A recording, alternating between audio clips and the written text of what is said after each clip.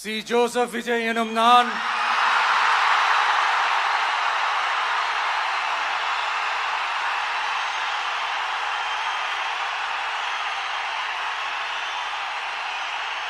சட்டப்படி அமைக்கப்பெற்ற இந்திய அரசியல் அமைப்பின்பால் உண்மையான நம்பிக்கையும் மாறா பற்றும் கொண்டிருப்பேன் என்றும் இந்திய நாட்டின் ஒப்பில்லாத முழு முதல் ஆட்சியையும் ஒருமையையும் நிலை நிறுத்துவேன் என்றும்